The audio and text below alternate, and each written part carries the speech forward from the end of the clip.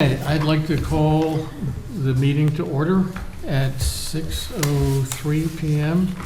Under Mass General Law, Chapter 30A, Section 20F, this meeting is being video recorded and broadcast live over the town networks.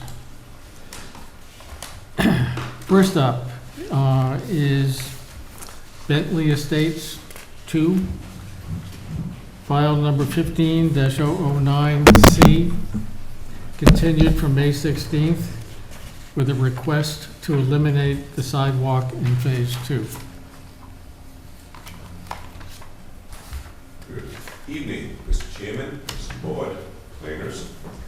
My name is Mark L. Levin with Laura Fassett, 138 Lot Street, Fort Massachusetts. I'm here tonight representing Robert Foray, his capacity as trustee of as the owner of the Buckingham Estates Phase Subdivision 2. And he is asking you for a waiver. Just to go back a little bit, I did a little historical view of what the subdivision and how it came about. The initial Bentley Estates was a portion of land that came off of Highland Avenue.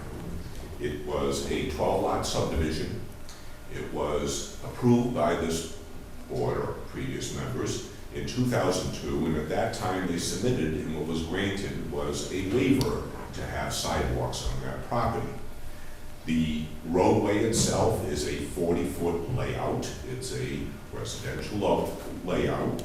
It is a minor road, a connector, and it was paved from berm to berm of 28 feet, and the road travel way is 26. As you remember, you're only required to do 22. But this road, he made it a larger road to accommodate whoever will be there. My client used a survey company back then to design his plan and present it to you, but at the time he acquired other land and other investors that acquired land to the lower part that he later built and came before you, he hired another surveyor. So in 2015, a plan was prepared for the 19 single-family house lots. Each of the lots maintained its zoning requirements for area and lot frontage on the roadway. He again met the 40-foot layout requirement. He paved again up to the 28 feet with the berm and 26 feet of the road travel area. Unfortunately, he, nor the surveyor, paid attention that they threw in the sidewalk. So that's what we hear today. Now, the road itself is traveled up to Highland Avenue. This section that now, by the approval of the plan, requires a sidewalk is a walkway that runs from a cul-de-sac up to a cul-de-sac and would just dead end. It wouldn't go further up to Highland Road. It would only benefit a few people that would be down there if there was any benefit whatsoever to them. Now, the current road, like I mentioned before, only had a requirement to be paved 22. They paved 26. That was what he wanted, that's what he designed, that's what he put there. Now, pursuant to your bylaw, section VB, my client cleared all the stumps, brush, roots, boulders, and light material within the entire area, within the exterior lines, the whole 40 feet of the way. That includes from the 28 feet that were paved out until he met the 40-foot way. Pursuant to section 3, he installed the berms to protect the roadway and to the adjacent land from any erosion that would happen by the elements or encroachments by vehicles. And pursuant to section 4, all of the layout beyond the berm curb to the exterior street line have been graded, groomed, loamed, and seeded. They provide a great walking frontage to the entire section, as he did in the first phase. Notwithstanding, he didn't need to have a sidewalk there. Pursuant to section 5 of that section, all the areas between the exterior street lines and curbs have been constructed to furnish a proper grade and slope as required by the plan. Now, the board restricted the roadway not be a public way. That was what it was required to do. Mr. Kafori established a homeowners association that will maintain, repair, and replace the roadway and its drainage. This is without the help of real estate taxes that they're paying, where other properties that front on public ways have their roads paid for and replaced by the city, the tenant. Now, if you look from the broader scale of looking at the assessors plan, if you go from 195 all the way to Highland Avenue, any of the subdivisions in there that you look for, there are none that have sidewalks.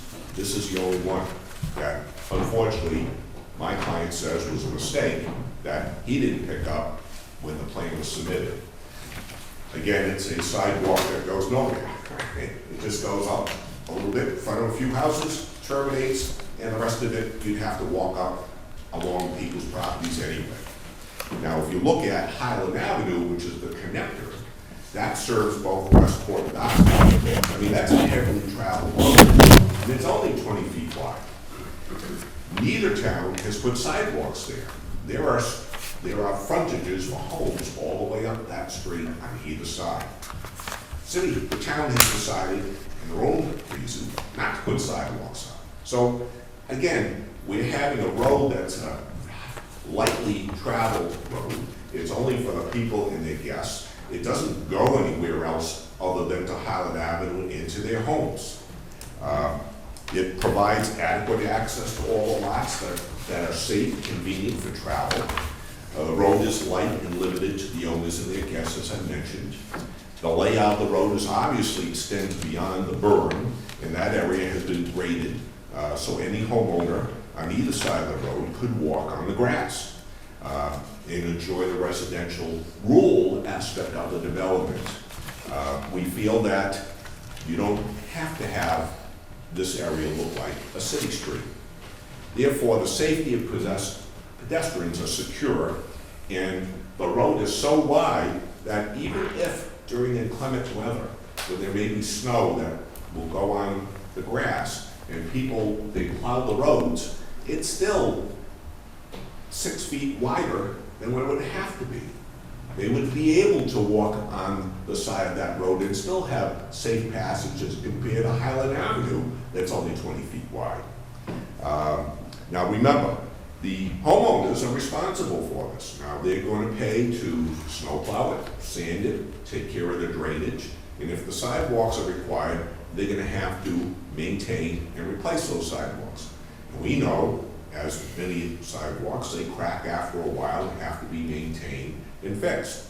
Now, under the law in Massachusetts, if you have a sidewalk that is in front of your home, you are required to maintain that. So if for some reason the homeowner association didn't get to bring something down in the middle of this area to cover the sidewalks that run from the first house down to the cul-de-sac, if someone falls, they're going to sue the homeowner association and they're going to sue the owner, because that's what the law is. They now have an obligation to maintain this in time. My client has, and presented to you afterwards, a number of people, most of the people in the subdivision actually, that don't want it. They said they don't see a purpose for it. They'd rather not have it in their front yard.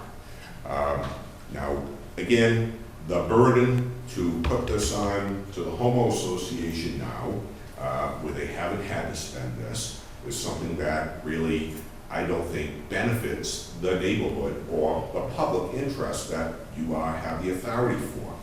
Now, you have the vested authority to approve subdivisions. The roadway provides for safety in case of a fire, flood, panic, and other emergencies. People can walk on the side of it without any difficulty with cars coming back and forth, since it's paved as much as a connector road almost is. It's light traffic in the subdivision.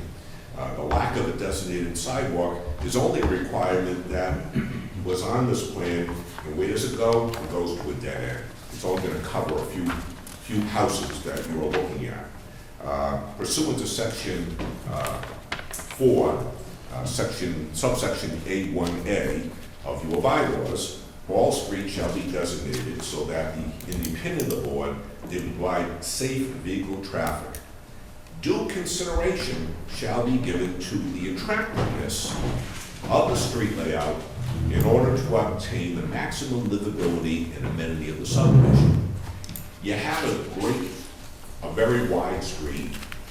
You're gonna now, if you wanted to, say, okay, the sidewalk has to be in. They're gonna lay down asphalt or cement on this thing, and how much more attractive is this gonna be? The homeowners that he has a list of says, not on my yacht, they don't want it. Finally, section 6 of your bylaw, section A, allows this board to waive, and in the board's judgment, when such action is in the public interest and not inconsistent with the Massachusetts subdivision control law, the right to make waivers and modifications to a plan. In fact, Massachusetts General Laws, Chapter 41, Section 81W, allows the planning board to have the power to modify, amend, or to change a condition of an approved plan. Now, I was looking to see, again, my opinion is this is a minor modification. Your bylaws don't specify either way. So I found a case that was actually just decided in 2016 by the appeals court. It was a lower case that was appealed by a homeowner who lost that case when we appealed a decision by the planning board. It's called Lyons versus the Planning Board of Andover. It's a 2016 case, 51 Northeast 3rd, 509, Mass citation of 89 Mass Appellate Court 116, and I didn't get this from AI, I did it myself. The court held then, when somebody complained that when they built the road, the layout was in fact 9 feet not in position and went over someone's lot. And that lot owner says, I'm not gonna let you anyone pass, it's mine, I'm gonna barricade it. The petitioner the developer went to ask that that plan be modified to allow that roadway to exist. And the court said, in consideration of that, and in compliance with what they tried to do, that when challenged by the lot owner, the modification was upheld. They said the planning board had the right to exercise their authority to modify, and they said at best, it was most a minor modification, and the board had the right to approve it, notwithstanding that it was a condition on the original plan to put the road in the right place. I would suggest that your sidewalk requirement, although my client put it on his plan, he admits it, didn't pay attention, he didn't waive it like he did the first one, would have made sense, is a minor modification. It's certainly not affecting the road layout of the road. The road layout is sufficient width for traffic and actually larger than most roadways in the local area in Westport. Thank you. Okay. First, I'd like to ask the planners what their They can speak to, I have an engineer in. Yeah. Oh. Chairman, can I give you a plan, if you don't mind? Sure. Shows Can you identify yourself, please? Robert Bufori, the developer.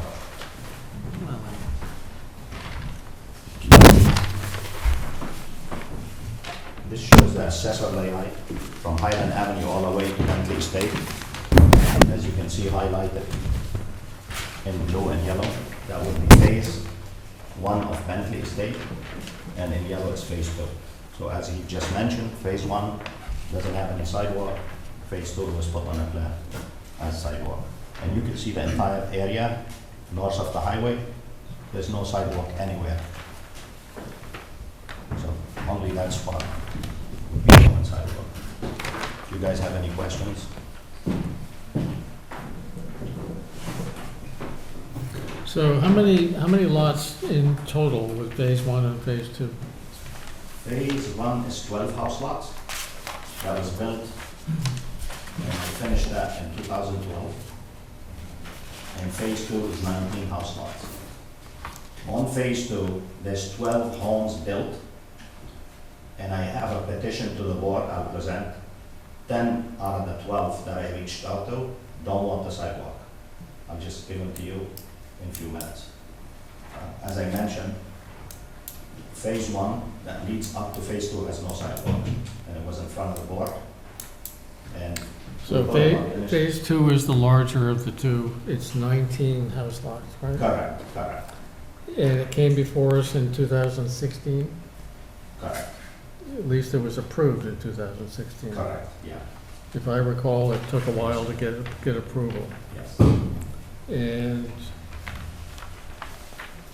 so you're saying that the omission of asking for the waiver of the sidewalk was the fault of the surveyor? Well, as Or you know, you- as a board, when we present a final approval for a subdivision, we list the waivers on the side of the plan. On phase 1, it was listed and it was waived. In some instances, you just put waivers as maybe underground electric to overhead. You should just state the waivers and the board will look at them and approve them either way. So on phase 1, it was listed on the side of the plan as a waiver and the board had approved it. But on phase 2, as my lawyer mentioned, the surveyor, I overlooked the plan and we didn't list the waiver on the side of the plan. And that's why we're here tonight. It was just because I didn't pay attention. Because why would I put no sidewalk on phase 1 and put sidewalk on phase 2 without asking for a waiver? At least I would have attempted. I would think because sidewalks are required. Sure. So, this is not a public hearing, so we cannot grant it tonight. It would have to be applied for either as it'd have to be determined tonight whether it's a major or minor modification, and then you'd have to come back. Yeah, it was. So if it's a major modification, it's another application, complete application. If it's a minor, it is not. And I think there's a question in my mind that should be resolved. If you have 10 out of 12 houses that are already there, I think you'd have to have everybody approve this. Yeah, I didn't ask the other 2, I just didn't have a chance to ask them. But I have all of those, the 10. And they're here present, by the way, some of my homeowners, if you'd like to hear from them at any point. Yeah, you want. we'll get to that. Okay. Okay. But I So, just want to make one point. My point is, as an owner of Bentley Estate Phase 1, that this board has approved, my prior surveyor engineer has listed the waiver, and the board adopted them, which means waived the installation of the sidewalk. The next engineer that I hired, I tend to overlook what he's done on his typical detail. When you put a typical detail on a plan, you just pull it from another, subdivision that you work on, and you put it on the plan, and you don't pay attention to what sometimes you are. And I didn't pay attention. but I Needless to would say- think that you've had this approval for 7 years. And so when you go to construct anything, don't you go back to what we approved? Yeah, sure, no problem, yes. So what's taken 7 years for you to come? Because what we do when we build a subdivision, as you know, we build all the infrastructure, Except the we- sidewalk? and we build the first coat of pavement throughout the whole subdivision. Then we wait for homeowners, the people or builders, to build their home. We don't put the top coat. There's no top coat on this road yet.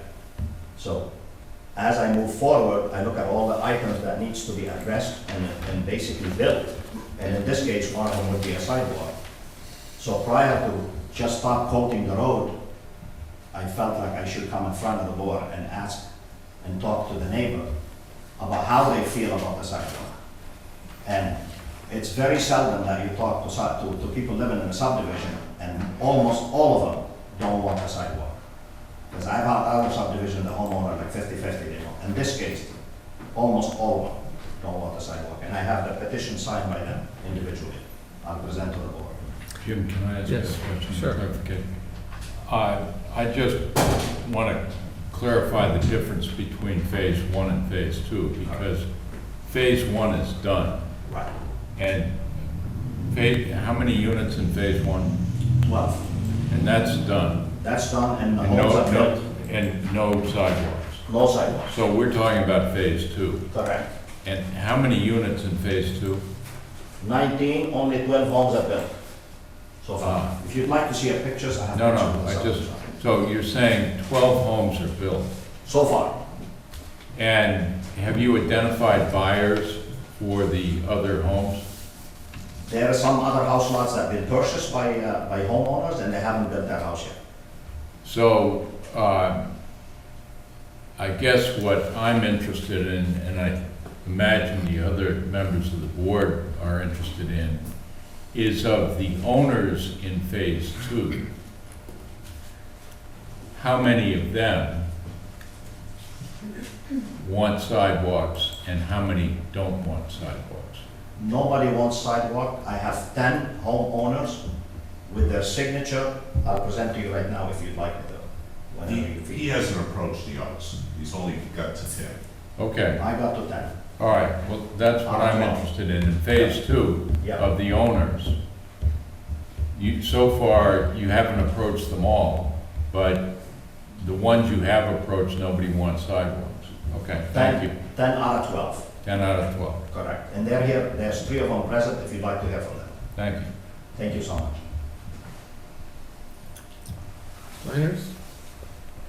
So I think there's a bit of a question of process here, and I don't think the question before the board is to find whether or not it's a major or minor amendment to the subdivision. It's to, there's actually a process spelled out in the subdivision regulations that the applicant has to submit a Form E1. It's a certificate for amendment of a definitive subdivision. And so the applicant would have to submit that. We would have to have an amended subdivision plan submitted along with that. And as has been talked about a bit here, we would have to have permission of those landowners to sign off on submission of that application. So that would have to be those property owners. And in phase two, we wouldn't need the signatures of the property owners in phase one, but in phase two of Bentley Estates. And it also requires that the permissions of the mortgage holders are also included on that form. And I think we have to determine whether Mr. Kafori has standing to do this, because he doesn't own 50% or more of the subdivision that was approved. The homeowners do. Would- So, Which is why their signatures are required on the application. So if I can say, there's a process that the town planner, Michael Burris, has outlined, and it's involved. And this process is required because you didn't look at what your engineer overlooked. And as a result, you and the homeowners are going to go through an involved process. Which is significant. Personally, right now, I don't see why you should put in sidewalks for the reason that your attorney laid out. There aren't sidewalks anywhere, there aren't sidewalks in the main road, but there's a process you have to go through because your engineer didn't do his job and you didn't do your job. So everyone's gonna spend a lot of time on this, including the planning board, but that's what is gonna have to happen. Unless, if you don't mind me, I'd refer this question to my lawyer in a legal way. Maybe you can find a way for you guys. No, to do that. I mean, I don't know. there's a process, and I we'll don't go know if through you the can- If process. it's minor or major, I'm not Yeah. sure at this point. Doesn't You matter. could answer that question, Yeah. if you wish. okay, so Manny? So there's a homeowners association. The first phase wasn't accepted by the town. Is the homeowners association for both phases, the No, same only phase two, phase two? correct. So the first one was not, Was not. wasn't a requirement It for wasn't a homeowners. requirement of the town prior to this. And like I said, it's just shame on us. We didn't look at this detailed. So the first on phase, one of the sheets with the sidewalk on it. It's just something that people just put it there. how are they getting that phase plowed now? So far, I'm the developer, I haven't burdened the homeowner with any expense. I plow, I maintain, I take care of everything in the subdivision. And I will do this until it's top coated, sidewalk, everything that has to be done according to the plans. The reason why I came in front of you guys, because now as I move into the construction, I realize that on that plan is a sidewalk. And I have to address it, that's why I'm in front of you. Yeah. So Prior have to paving the road again and just doing it, you know, you're in the construction business, you know how tough that is after the fact. you, good. Mark?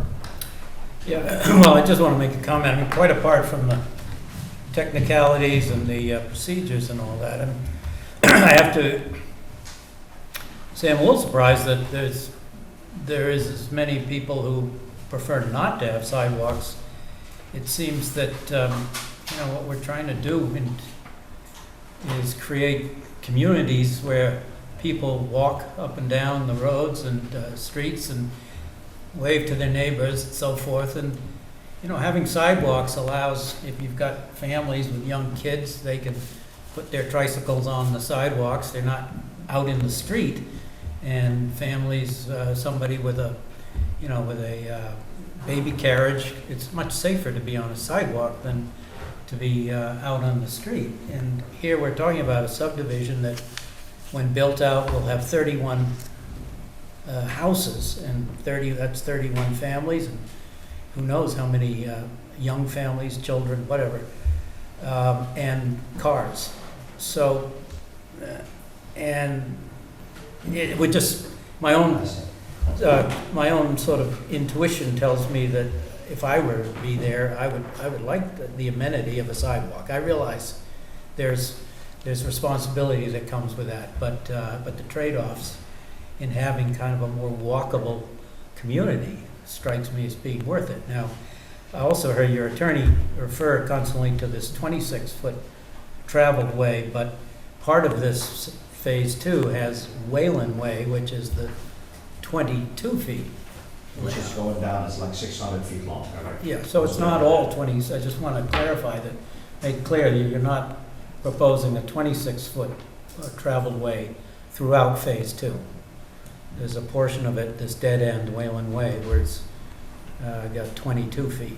And again, that's not that wide. You can say that Highland Avenue is 20 feet, but that was built quite a while ago, and today we have larger vehicles, and people tend to move along a little quicker than they did in the past. So it's just my own comments about the relative merits versus And that is fine. sidewalks or not. Okay, that's fine. Yes. My logic would say, Phase 1 is a gorgeous, beautiful subdivision, Bentley Estate, there's 12 houses. People live there for 10, 15 years. They manage to do whatever they gotta do, walk, use the bicycle, whatever. They have no sidewalk. They love it. Homes are priced between $700,000 to $1 million. Next phase, Bentley 2, Bentley Estate 2. Beautiful homes. Again, I go there a lot. I'm the developer. I very seldom see anyone on the street. These house lots, 150 feet front, 60,000 square feet big. They're not small house lots. It's a rural setting. It doesn't make sense to me that Phase 1 doesn't have a sidewalk. No one can walk. And then suddenly, you gotta come from Highland Avenue down. Phase 1, no sidewalk, and then get a sidewalk. And I'm the same developer. Like I said to the board, shame on me, I didn't look at the detail. That's why I'm here. Can I just ask one more question, Jim? Yep. Are you intending to supply or install any kind of landscaping as you build these lots out? Are you Yes. going to have Yes, trees, for instance, planted along the streets? yes, if that's the board will require, I will do this in addition to what I'm doing. I've consulted with all my homeowners, which I know every single one of them. They have perfect lawns. We maintain the sidewalk, all grass area, all meadow, looking perfect, like Phase 1. You have to see it. I'm very proud of the two subdivisions. So would you put in, I will. say, 2 trees for every lot along the line, the road? Consider So it done. you have a beautiful I tree-lined love street? your idea, consider it I done. mean, if the people wanted it, I'm not just, Yeah, I will love this Suggest- idea more than ever. I will landscape all the sidewalk areas, which is 10 feet from each side of the road, I'll make them perfect. Mr. Chairman, if we are to modify this plan, there's a process for modifying the plan, and it isn't to having a discussion here this evening. I'm sort of mindful of 2 things. I'm not at all compelled by the idea that your engineer made a mistake, or you fell asleep, or Fell asleep. any of that stuff. Because in fact, the plan is compliant. The plan was signed by the planning board because it shows the roadway section which complies with the regulations, and that's why you got an approval. The board has the ability to grant waivers, but the process is, during the hearing, you ask for a waiver, we decide on its merits and grant it. You didn't do that, and so there's a plan that shows there's a subdivision. I'm mindful of another thing, and that is, a few months ago, the Commission on the Handicapped in this town came before us and argued for sidewalks, and that the board would support where the regulations require sidewalks, that the board would be mindful of the people who have handicaps and have a difficulty getting around, UPS trucks when they drop off things and that kind of stuff. So I'm mindful of that. I'm also mindful of a third thing, and that is, I don't live there. I do live in town, I don't live there. And if everybody who lives there doesn't want sidewalks, you know, I would listen to that, but not, you know, on this petition. You can apply the petition when you fill out the forms, request a hearing, and we'll take up the matter at that point. But, you know, some of the issues that Mark raised are all valid issues, and I know the sort of the irrationality of there's no way to get on this sidewalk except walking in a street. I hear that, but you see that all over eastern Massachusetts. You can look anywhere up and down the south coast and the south shore that is growing, and you'll have some narrow 18-foot wide country road that has a 40-foot subdivision road off of it with sidewalks. It's just the nature of how things change. I would So, love for you guys to hear from a couple of homeowners that came here, if you can. I have a couple more questions, Sure. but then we'll do that. The subdivision that was approved had a lower connector to Highland Avenue. Have you built that? It's in the process of being built. I Th- did that- all the fire tanks and everything else that was required by the town. So at that intersection, it goes from there directly to Highland, right? And that requires sidewalks as well, right? Like I And said. so- I'm sorry, Chair. And the property that it goes by is not your property. Correct, It is owned by others. correct. So, one of them is Warren Messier, who owns quite a bit of it. Correct. And he's the one that allowed you to use that, right? Correct. And you'd have to get permission from them as well. So I would, I don't think that we need to hear from the homeowners tonight, because we're not deciding tonight. You're going to have to fill out the forms that the planner has said, and come back here at a future meeting to do that, that is publicly published, and people know what this is for. Can I respond to that? Mr. Chairman, we are here for one simple reason. The second surveyor/engineer that I hired for phase 2 did not look at phase 1 and address the waivers. That's why we're here. It's a big mistake on the guy that I hired. I am very confident if he was to put for the waiver on phase 2 on that plan, I'm almost 100% confident that this board would have voted for it. I'm not, I'm just saying, he failed, this is why we're here, all of us. He failed to look at phase 1, road construction and road detail. So, he designed phase 2, like a lot of engineers do. They take a typical detail, whether it's a manhole construction or a typical detail of a road, and put it on the plan. And no one pays attention to it, and it's my fault, 100%. I tell a lot of young civil engineers today, when you put a typical, I'm a civil engineer by the way, when you put a typical detail on a plan, pay attention. Because whatever you say, that's what you're gonna be held by. Whatever was signed, that's what you gotta comply with, and that's a big thing. An example, paving thickness. Most town requires 1.5 inch, 1.5 inch. All the engineer has to do on a typical detail, one simple error, say 4 inch and 2 inch thick. On a subdivision like this, it means $500,000 a code. It's like a highway. And it's only written 2 or 4. So most engineers take a typical detail, put it on the plan, not thinking what's gonna happen next. That's all I'm saying to the board. I understand. You but- wanted a motion, Mr. Chair? Um, We don't. We don't need a We don't need a This motion. week. Okay, So, just trying to move it I along. think you understand, you have to deal with them, fill out the form, then we're gonna have another meeting. I don't mind, Chairman, can I have a clarification, because when the planner spoke, he spoke, I'd like to know what's entailed to that, and I'd like my lawyer to respond to that, and then you can vote, if you don't mind. I don't mean to tell you. We're not voting. There's no, man. Yes. So you have to submit a Form E1, and I have the form here for you. Yes, for tonight. E1, yes. And it has all of the criteria required, or submission criteria, in the form.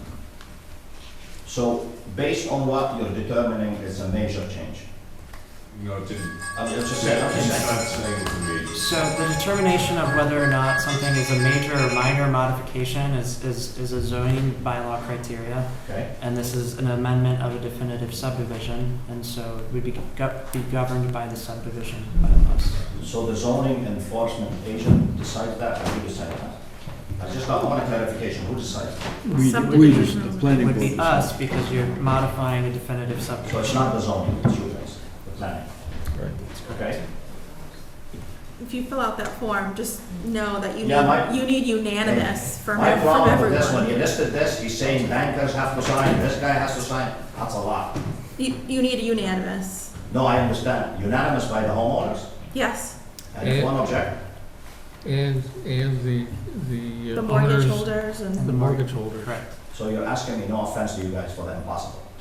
I'm just Well, saying, it's for in the the, record. it's in the rules For and the record, regs. you're asking for the impossible, that's all. It seems like you have quite a few people that have signed, so maybe you can get the rest on board. If you get one that doesn't sign, you can always get one that doesn't sign. You don't know.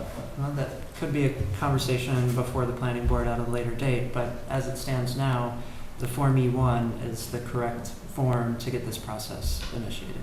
And if one of the mortgagees doesn't sign, Then we can have that conversation at that time. But again, Yeah, we- Form E1 no is, problem, sorry. This conversation can we have with you and my lawyer instead of involving the board with these things, if you don't mind? I want a clarification of the form. Mr. Chairman, you know, Verse tomorrow, okay? All right, You talk to them tomorrow. this, none of this is the creation of the planning board, you know, that if you want to modify the subdivision that you submitted and got approved, then modify the subdivision, and we'll take up that. But this idea that we have to do something for you, we're willing to follow the regulations and listen to the process, but if you're not the owner and you want to modify the land on the land of someone who is the owner, you know, the board needs to see that that's okay with the owners. You know, this is not some radical idea. This is just what the regulations require. It's simple. Okay, thank you. Thank you so much. Okay, next up, and just Thank you for your time. for the people in the audience, you'll have another chance to talk about this. We're not making a decision tonight. We'd like to hear from you when we are. So you'll get a notice when this application is received and we plan a meeting. You'll get a notice in the mail, right, all the butters? Per quarter, Thank you so yeah, much. Thank within you. 300 feet. Huh? The abutters within 300 feet. The butters within 300 feet. Okay. Next up, we have a presentation by Serpent for Westport Priority Development and Conservation Areas.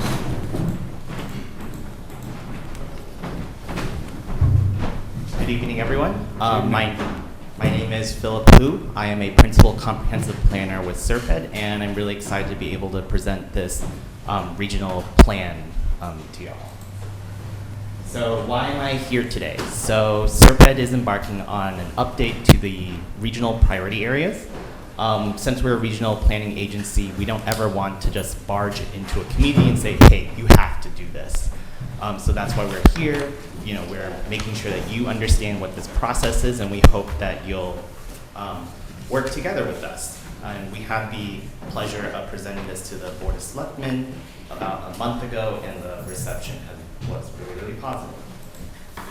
So what is a priority area? What's a PDA? What's a PPA? A priority development area are areas that are for additional growth. They meet a regional need for housing or economic development, and they often have good transportation and infrastructure access. Priority protection areas, on the other hand, are areas that are important to protect and conserve. So these include significant natural or cultural resources, and that's like habitats, water resources like aquifers, historic resources, and agriculture. So how do we determine where these priority areas go?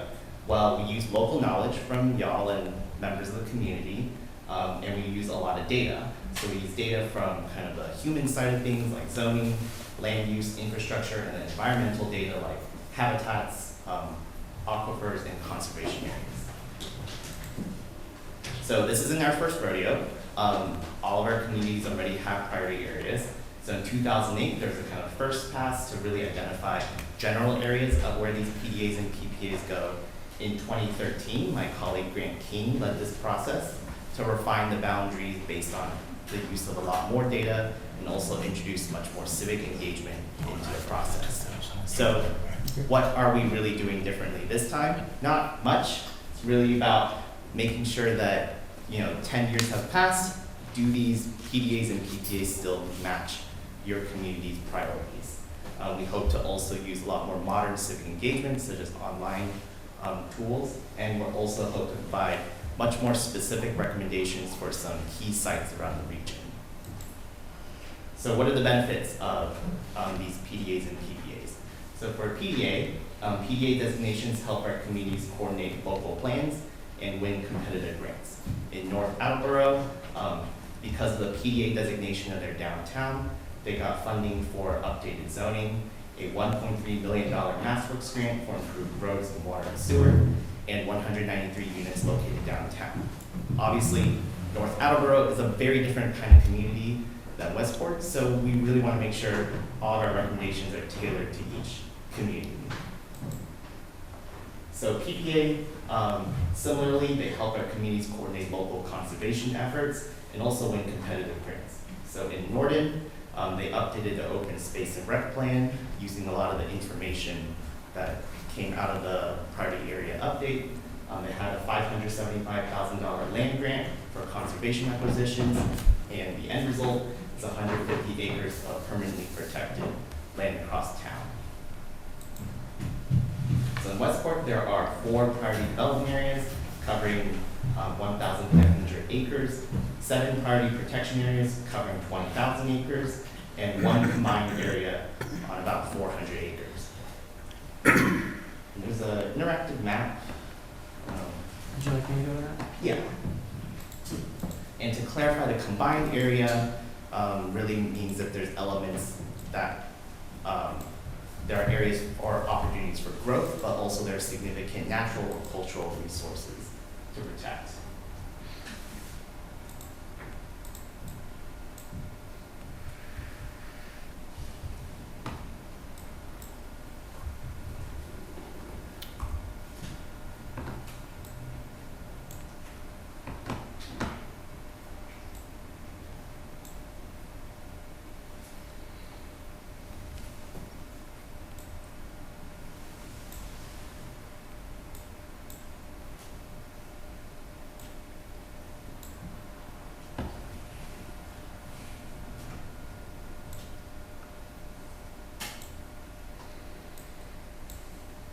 So right here, as Philip was saying, you can see where there's that combined PDA, PPA area, which is the central village, which is here and a little bit north and south.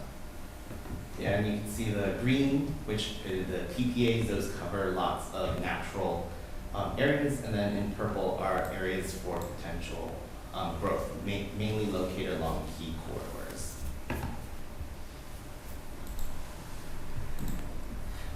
So this is about a 2-year project. We're kind of wrapping up this kickoff phase with our 27 communities.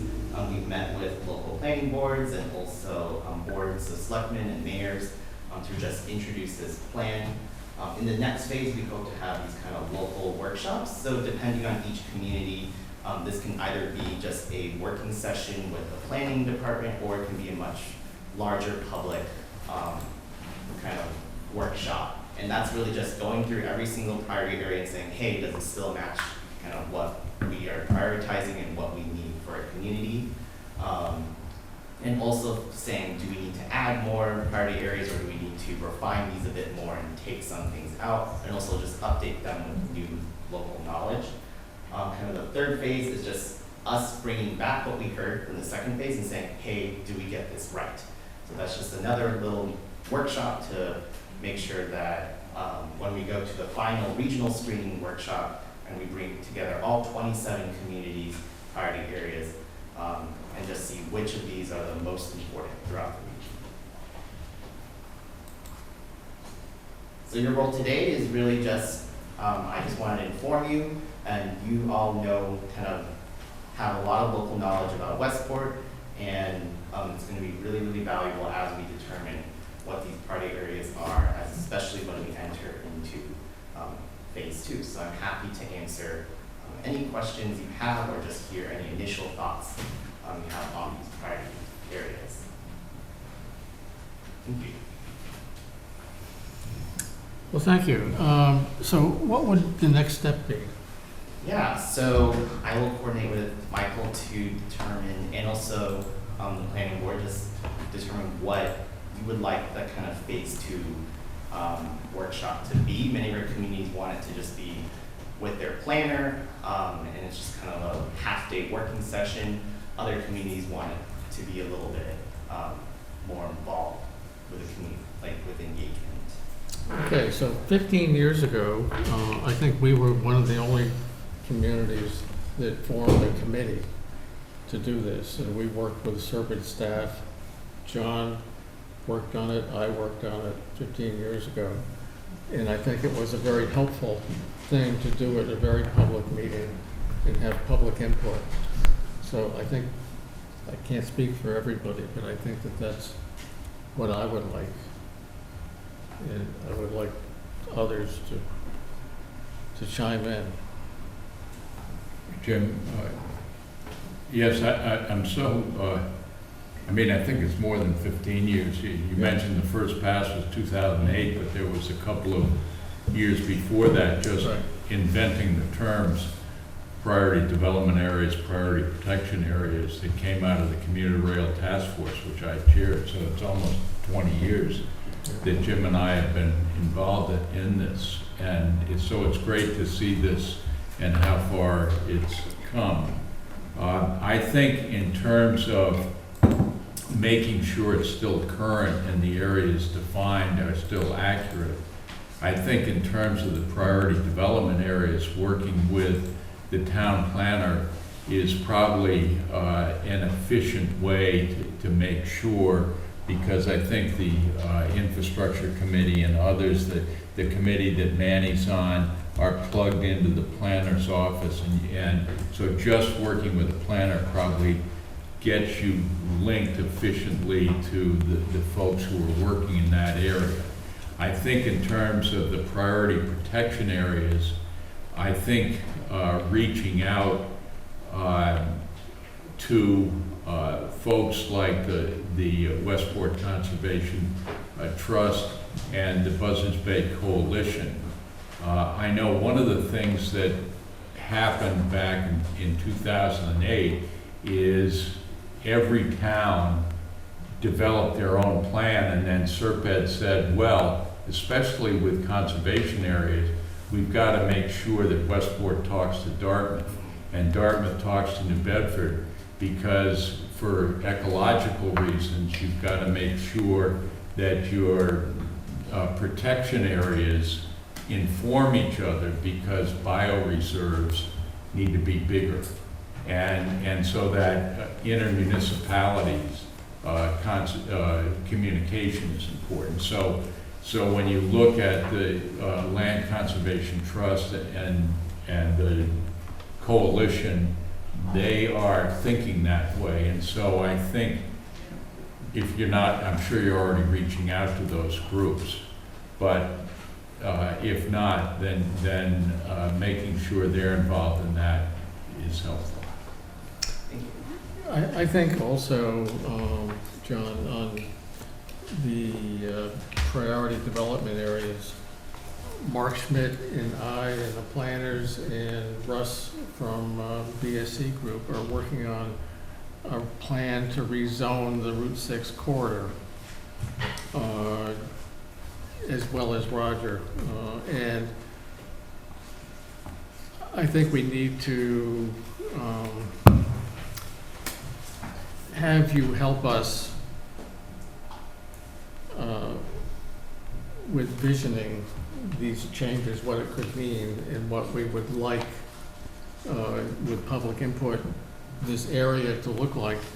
Plus, I think it would be great to have this same group be able to talk with a group in Dartmouth, which is contiguous to this, and to plan a little bit regionally, like Serpent's name, regional planning. I think that would be great to be able to figure out how to do that. Yeah, and to kind of respond to that, I think because of the kind of scope of this, it's like 27 communities across the region. If something requires further study, a lot of times, kind of in the same example in North Attleboro, they have to do a separate kind of zoning or planning study after the fact of just identifying. So we can kind of think of this as like a first key step, but I think definitely getting multiple communities together strategically makes a lot of sense. Regional planning. Yes, exactly. Okay, thank you. Jim, we also have Chris Capone from the Conservation Commission here. I just want to give you all the opportunity if you have any questions or anything, feel free to chime in. Come to the microphone. Please. All right, thank you. Not to put you on the spot or anything, but I just wanted to give you, as the representative, the We opportunity. have member Phil Weinberg here too. For the record, Christopher Capone, conservation agent with the town of Westport. I'm not familiar with what areas are listed, so I'd like to review that with Michael.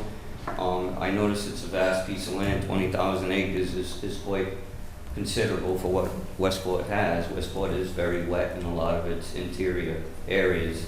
As far as rezoning Route 6, curiously, I don't think Route 6 has much developable land either, unless we're looking at taking single-family homes and combining lots to make a more developable area. But the majority of Route 6 goes through a wetland. We see that during bread and cheese flooding, and as well as extensive areas along that are pretty much fragmity or very limited usable areas. So I'd like to work with Michael, and if the committee chooses or so, we would like to appoint a commission member to be with that committee so that we can work together. And I think this is a great start to looking at those designated areas and making sure they seem fit for what we are looking for in 2023.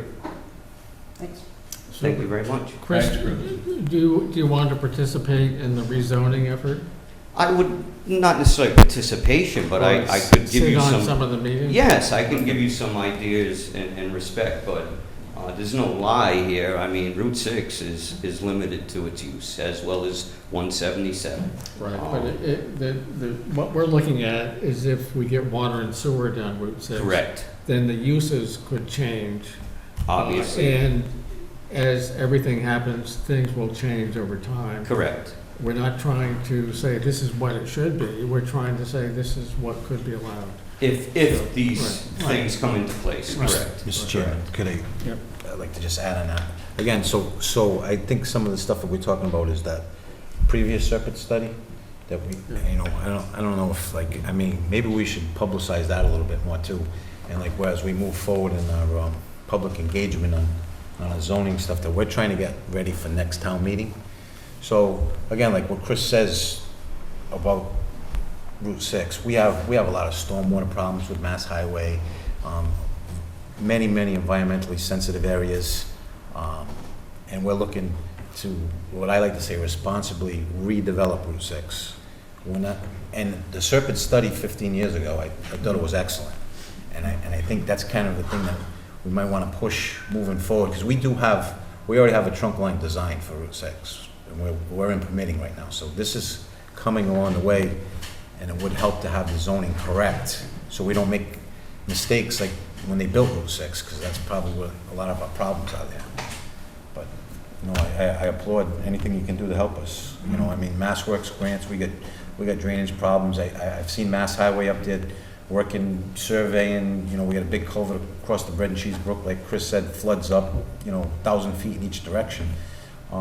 So this time around, I'd like to see that gets fixed correctly.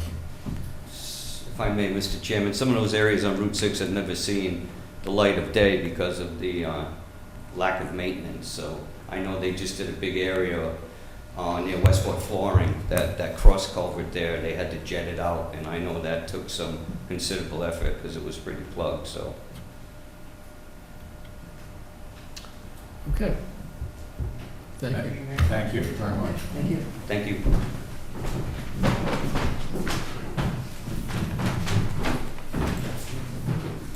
That was cool. Okay, next up is Madeiras Farm, file number 07-002C. Request that close out and release the consultant review fees of $749.60 plus interest and a surety balance of $85,132.60 plus interest. Is there anybody here from that? Okay, so we did the taking on Maya Way for the surety to redo the road and bring it up to compliance. So in order to pay our invoices from when we had that done, the planning board just needs to release the surety balance so we can pay our vendors, and also the consultant review fees that we have in excess from $749.60 plus interest. So my way is Madeiras? Yeah. Okay, Want a motion, Mr. Chair? please. Mr. Chair, I move to close out and release the consultant review fees of $749.60 plus interest and the surety balance of $85,132.60 plus interest to the town. Second. Is there any discussion? All those in favor? Aye. Aye. One step closer, okay. 0 Gifford Road. So this was the preliminary plan that we had before us at last meeting, and it's just the endorsement of the form. Okay, this is B1. 0 Gifford Road, file number 23-013B-RRL. We need to endorse Form B1 for previous approval, right? Do we need a motion for that? Well, you already approved it, no, We've so you already just need to approved it. endorse it. Just need to sign it? Just like, Yes. Okay.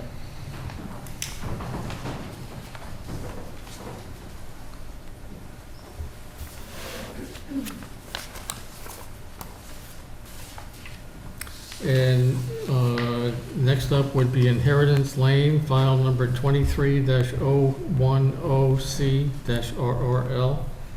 We need to endorse Form F-RRL, the covenant Form C2. So these were approved at our last meeting, and I provided a draft of the certificate of approval for a definitive plan that includes the waivers and also the conditions that were discussed at last meeting. So if you want to just look over that quickly, you have it right under your binder. Looks like you're there. Yep, This, yep, Who's got it? this one? yeah, It's underneath yours, Oh, right. yep. this thing. I think it's underneath your stuff. I Yeah. don't have it. You have it. It's in there. Oh, there it is.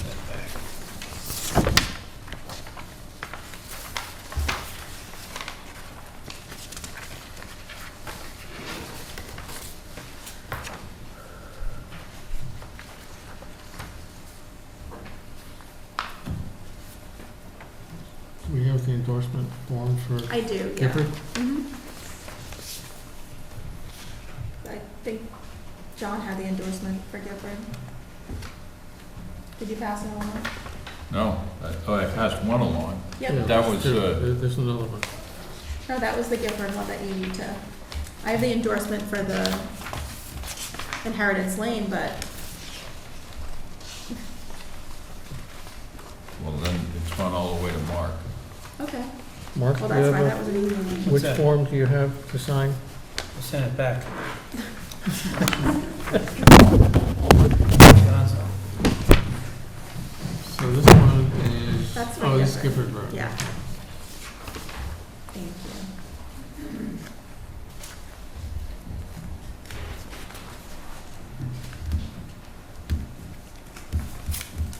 So I don't have 100% recall on our last meeting on this Heritage Way. But is this, you reviewed this, planners? Is this Yes, this comport was, with what was discussed? yes.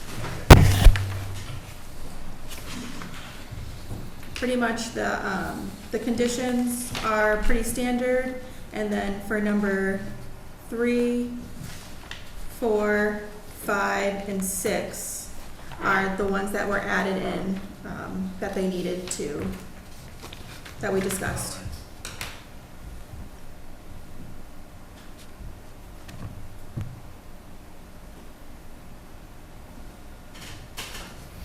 Okay.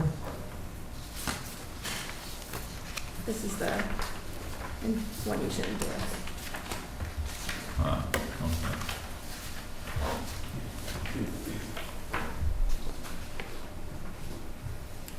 While we're signing this, you could start the finance reports. Mr. Chairman, if I may suggest, I'm going to assume that most of the folks in the audience here tonight are here for the discussion regarding the short-term rental bylaws. Okay. So would you like to bump that up in the agenda? Sure, we could start that one.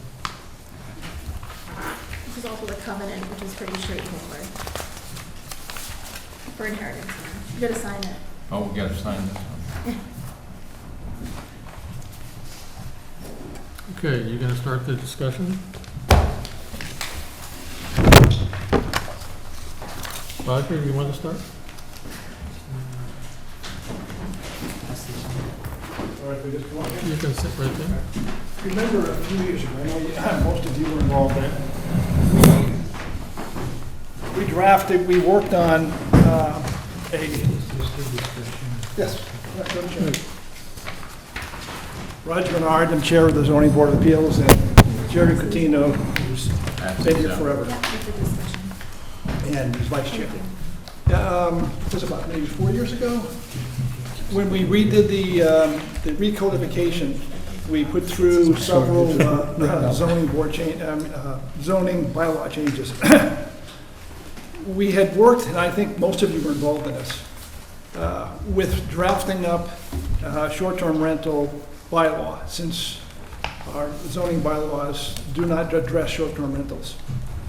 At the time, we got to a very draft stage, and we kind of tabled it for a couple of reasons. One, we had an awful lot that was going on in that period of time, and we didn't think it was, that it was appropriate to add that onto the town article. And what we came up with as a draft form required more resources in the town that the town didn't have, as far as how to actually manage it. I think it's time now we revisit that. We recently just had a case involving bed and breakfast and short-term rental as a zoning appeal. Our town council, after reviewing our bylaws, essentially says short-term rentals are outlawed in Westport, according to our bylaws. You can't have them in our current bylaw. Not only that, but if somebody has a short-term rental in Westport and they don't fill out the state paperwork, they're violating state law as well. So I think it behooves us to relook at our bylaws and draft for the next town meeting an article to cover not only bed and breakfast, but short-term rentals. Town council has also, again, I gave a copy to Mike, and I think I don't know if he made copies. I made copies. Like I said, we had a very draft version of this that covers both bed and breakfast. So we do have a zoning bylaw for bed and breakfast. What we're proposing is just to add short-term rental to it so that it encompasses both. So what I would like to do is put together a working group that we can work through this and come up with an article that we would then propose for the next town meeting. What's really important, the issues are primarily things like, does it have to be owner resident? It's how much is the owner responsible for what the renters do? Those are all the kind of things that we've looked at a bunch of other towns that have regulations for short-term rentals. And they have a various amalgamation of very little control and a whole lot of control. And there are a lot of towns that just outright ban it. So what I'd like to do is, like I said, is put together some kind of a smaller working group that we can go through some of these details. One of the first things that I just got a series of short-term rental zoning bylaws from that Jeff Blake, our town council, has given us, and he's looked at ones like on the Cape, because let's face it, on the Cape, short-term rental, is everywhere. So most towns have some version of short-term rental in their bylaws. So I think it would be good to look through those and take what's pertinent to Westport and include it in our draft. So anyway, yeah, and I think this is something we really need to do for the next Town meeting. So, Roger, let me ask you why town council says it's illegal in Westport. Well, Just if you 'cause read it isn't and it's not a listed use? Right, if you read the first paragraph under the use table, Yep. it says essentially anything that is expressly It's not identified is illegal. And I'm using my word, but that's That's essentially what town council, when he read it, he said, no, your town doesn't allow short-term rentals. And it's always been that way. And it's always been that way. Now, we all know what happens, so it's better off that we put something in. What's a short-term rental? Excuse me? What's a short-term rental? That's the definition, and in most places say it's less than 30 days. And I mean, there is a difference between somebody renting out your house and you have a lease with someone to rent out your house for a year and you redo it every year. The state looks at that there differently, and most towns look at that differently. That's not short-term rental. If I'm gonna rent out your house for a week, that's a short, or, 2 weeks, a month, that's short-term rental. We only got this interpretation from the town council yesterday, so it's brand new for us.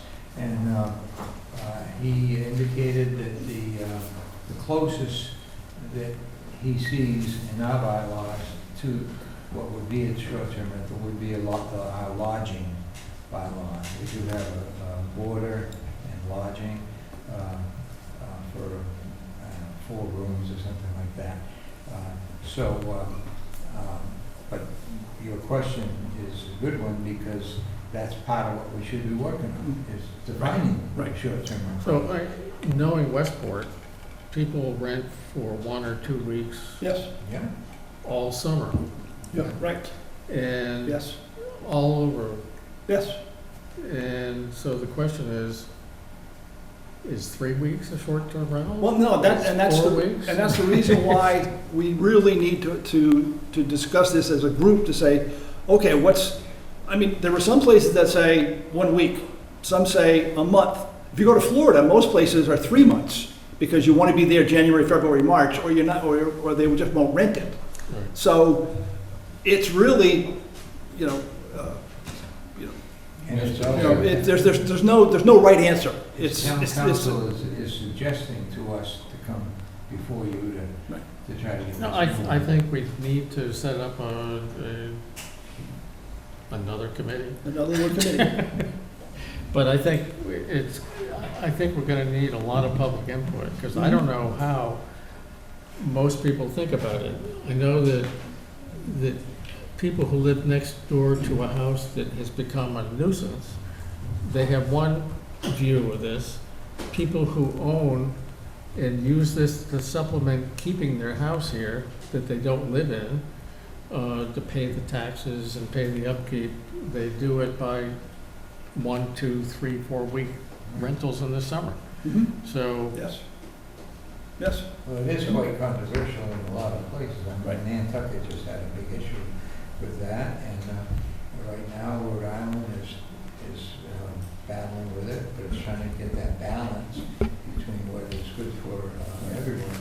And now, one of our issues before, like Robert says, 3 or 4 years ago, was that the town did not have the resource, our town did not have the resources to manage or enforce any of this.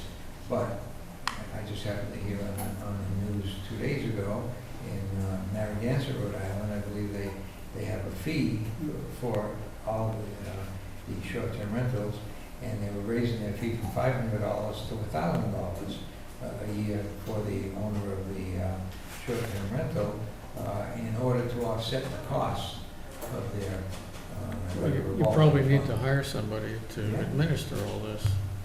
And who's it gonna be? Is it gonna be in the Board of Health? Is it gonna be in? Right, the and that's all part of it. Is it a planning, is it a planning department, is it the health department? I know it's not the zoning board It's of not appeals, planning. because we don't do, but in any event, that's all part of, and again, we even have a fee schedule in here. I think, this committee, first of all, we're starting from a draft, and we have certainly a lot of input from a lot of other towns. So I think we're in a good position, because first of all, we know what happens in Westport. We know that people rent their houses out for part of the summer, all of the summer. We certainly want to account for that. Right now, technically, they're violating the law, and they could be served a paper saying cease and desist because you're violating zoning. And they have nothing to do because they violated zoning. So we don't want that to happen. We want to put something in place that they can follow and be within the law. John? I think, I heard a long time ago, by the time you know you need a regulation, it's too late to Yes. get it put in. Yes. And I think that's very wise counsel. But I think this is early, and we've got to really try to get it in place now, because we'll never get it in later, because the development pressure just will continue to build and build. Right. And I think, I agree with our chairman that we need input, but I'm also cautious that there are a number of goals we want to achieve with this. And when we seek public input, we will hear from some people, but not hear from others. Right. And the gist of what I hear is going on with the Cape is that everything is turning into short-term rentals, and it is exacerbating a housing crisis. Yes. And so what we are going to hear, we will hear from everyone who wants to make money. Right.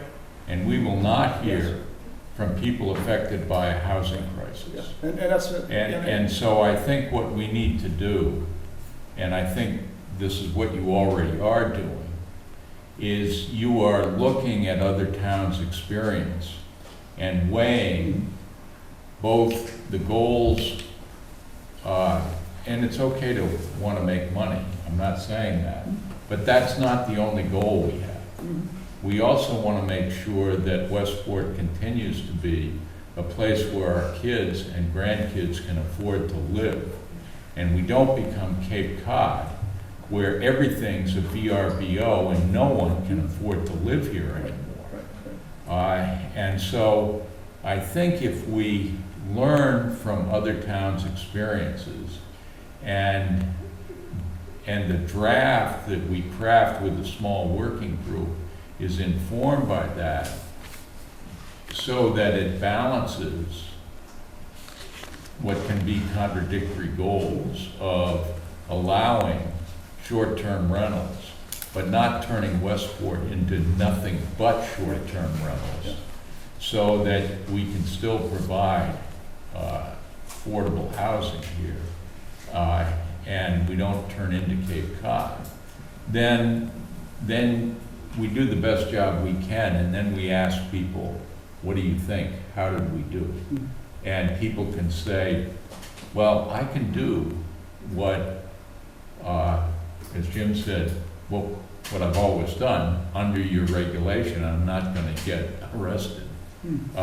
Or I could do what I've always done if you just tweak it a little bit. You know, but I think if we take the experience of other towns and other ordinances, do the best job we can, and then see how people react to it, that may be the best way to get public comment. Right, and there's another aspect to this, that really we need to have a balance between, okay, we want to allow short-term rentals so people have extra income, but we don't want to impact the neighborhood. And people back here will all stand up and yell and back me up on this. Yes. There is, we don't want to have the short-term rentals degrade the rest of the neighborhood. And that is happening in one case, and I know other cases as well. Yeah. So it's really important that we balance that and That's have right. some checks and balances. It's not So- spring break. Yes, yes. That's what 15 minutes. These are not It's only also the bought safety of our by children. individual people. Yeah. The one we had for hearing was an LLC. So we're Yeah. starting to get that. With the owner, The owner- owner occupancy, No, and all that no, kind of no, stuff. no, Yeah, It was no one strictly being occupies. used, strictly being used as. Every single weekend, there's different people. Okay, all right. Okay, Yeah, we get you. one at a time. So anyway, so, yeah, and I think, like I said, I think we're in a good position because, again, we have a draft that Right. we've already taken from other towns. Okay. We have more inputs from our town council that we can look at to say, oh, yeah, I forgot about that, that's a good idea. some way, again, of balancing, allowing people to do short-term rentals, but managing it so that it doesn't impact the neighborhood and it doesn't make all of our houses short-term rentals. Yeah, And I think that's, we have to balance that. yeah. And I think the way I would sell it at the town meeting is, anybody who's renting, you're doing it illegally. Yeah, So if you don't do exactly. something, if we don't do something now, you have the potential Wait for the knock on of your us shutting door. you down. Yeah, yeah. You know, so a little bit of regulation that's gonna manage this and make you a better citizen for the Make you legal. community is gonna help everybody. Yeah, I agree. So what's the next step then, Rob? We need What to do put you- together a little bit of a group between the planning board and the zoning board to at least flesh out the draft and then again, hold public hearings and get this to the point where we can have an article for the next, town meeting. How little? A number Little of is people, good. like 4, I don't want 12 people. Right. Because you can never make a decision with 12 people. You know, 3, 4, 5, 4 or 5 people is a good number. Yeah, what we did a few years ago was, I believe, 3 or 4 people from the planning board and 2 of us. Right.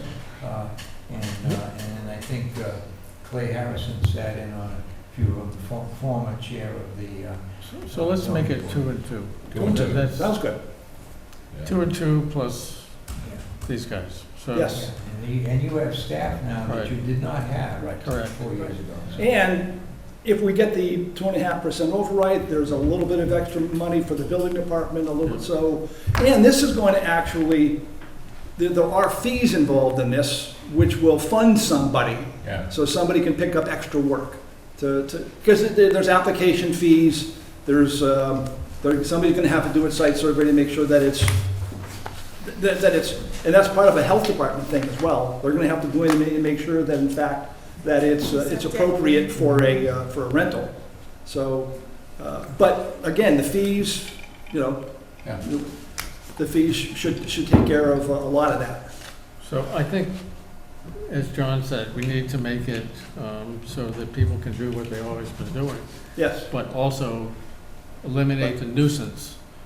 but with some controls. Yes. Right. You make them responsible for what they're doing, you know, make sure that, you know, that everybody, you know, that they still be part of the neighborhood so that if there's an issue with the neighborhood, that those issues can be resolved. Because, I mean, would you want to have somebody next to you that's having a party every night until, oh, no, nobody would. You know, we have to control this, or it's gonna get out of hand real fast. They don't even know who's in their neighborhood anymore. Right. It's kind of pretty bad. Okay. So I think that we can do that. We have to Okay. figure out, why don't you go back to your group and find out who's going to be on it? Mhm. Yeah. Maybe it's you too. Yep, See, as And- usual with the zoning bylaws, you guys are pretty much in the driver's seat. right. You know, we just sort of going along as passengers and help you out. Yeah. But, you know, we have to depend on you folks to move this To move this forward. along. And, It's not going to get now done with the without staff, your I hope that input. you can. So Was that? it's not going to get done without your input. Oh, no, yeah, no, and I think, But I thank think you the for getting all zoning, this the done. zoning board is a big player in this because we're the ends up, the ones that are gonna have to fight these things. So, So, and we hear, and, you know, we hear all the complaints, so we need to fix this. so this will be an official subcommittee. Yes, So we need to have people appointed and yes, signed in. yep. And I guess, do they have to be appointed by the select board eventually? I would imagine so. Yeah. I don't think we did it that way. We didn't do the that last one time. I think I the don't know if it committees, matters. assigned members to work together. Yeah. Right. There's the ZBA assigned members to work and the planning board assigned members to Yeah. work. Yeah. We didn't do this last time. We Yeah. just formed the committee because Yeah, we only came up with the draft, and then the draft goes to the, you know, to the planning board that reviews it, and then at that point you have, you know, Yeah, and you folks presented it at the town meeting. Yeah, we have to hold public hearings on all Yes. that. Yeah, we- Yes. We'll do that. And I think this needs. it's a good time to this is- start because we this- have just about enough time to do it. This is an issue that needs to be done and, you know, when my children were younger, we rented for, I don't know, almost 15 years, the same house in the same family for 2 to 4 weeks. Essentially, we took it for August. And, by the time at the end we were closing up the house, we had the keys, and we shut up the house for them. They lived in Philadelphia. Two women owned it. They lived in Philadelphia. But that's a big difference from someone who rents it to a different Daily. group every single weekend, just so they can have bachelor parties or some damn thing. And it's advertised on Facebook and, all over the internet and so forth for corporate events, wedding planning, and all of this. And this is in a house that's in a beautiful neighborhood, and it's just a disaster. I know there's been a problem on Brighton Point Road for. Right. Yes. Can I make a motion Yes. to, Mr. Chair, I would move, I don't want to, in making this motion, I don't want to kick it up to the selectmen. Yeah, I don't think we need. I don't think I'm looking at Manny here. You can tell me I'm out of order. I Manny, think, but- I was involved in it last time, and Right. the decision why we didn't decide to go forward, but I think you had the leverage to get something what we need done now, Yes. and I think it's not gonna be wasted time. We'll be able to Yeah. get something passed at the next So meeting. I would move that we authorize the chair to appoint 2 members from the planning board to work with a similar number from the zoning board to craft an ordinance for submission to the next town meeting on a bylaw amendment on short-term rentals. I second that. All those in favor? Aye. Aye. Very good. Just a quick administrative note, the subcommittee would have to have 5 members. Maybe Board of Health? Yeah. What person from Board of Health? I think Why do you that's- think it has to have 5? Because you have to have 50 plus 1. You couldn't have it, you wouldn't want to have 2 and 2, and then you'd have a tie vote on things, so. you'd have to have- I'm not envisioning. Yeah, I don't think that's This gonna is be more a going to be a consensus. Just wanted to, I don't think that'll be a problem. Whatever recommendations this working group comes up, goes before your vote. Well, yes, but I understand I don't what Mike think is that'd saying, be a though. problem. If we write a paragraph that says A, and 2 people agree with and 2 people don't, then what do you do? Yeah. No, because then that's what comes back to the planning board Right. of all of these. We'll bring a deck of cards with us. Yeah, they're not gonna, won't be a problem. Yeah. Okay. Okay. Thank you. Having somebody on the health department may not be a bad idea, though. Well, because they're A gonna have to lot do of this is septic going to be and- health department related, Yeah. and they're going to have a stake in this. Right, Yeah. There are some towns that actually control it with the Board of Health. I don't personally think that's a very good idea, because it leaves out a whole lot of important stuff. Well, you guys can always invite someone from the Board of Health or, at various parts in your committee, you can Yes. As long reach as we out don't to the exceed public. two You know, members, it's not so it's not a restricted. quorum, yeah. right. Don't want a quorum, right? Don't. Don't want a quorum. Dorothy? All right. We have- Okay, One thank you. one second. I just have a question before, Go ahead, in this working committee you're setting up, I respect the need for this bylaw. How is that gonna be made public? Will there be notice in the shorelines when these meetings are happening? How's that gonna happen? If we come up with an article for town meeting, that'll be a public process. And there'll be a public hearing. We'll have published in our agenda. It'll be here at the planning board? Yeah, it goes to the planning board, then we vote to send it to the select board, then they vote to send it back to us, and we have a public hearing, and then we send it back to the select board to be included in the town warrant. Multiple opportunities, I think. Yep. And Thank you. the subcommittee meetings also have to be publicly posted. Subcommittees Yeah. have to follow open meeting law, Yes. in the same way that the planning board has to post its. So it'll always be public. It'll be posted on their website. Right. Yep.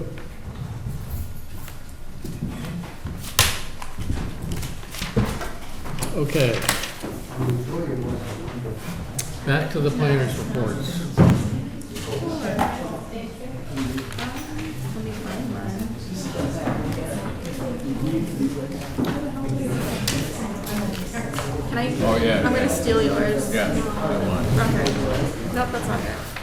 Thank you, gentlemen. I gave you one. They did. Oh, I found it.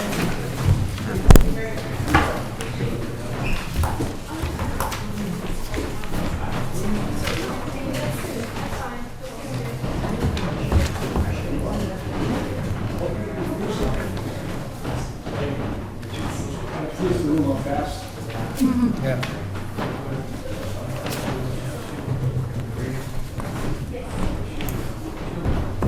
It's pretty infrequent that we get applause.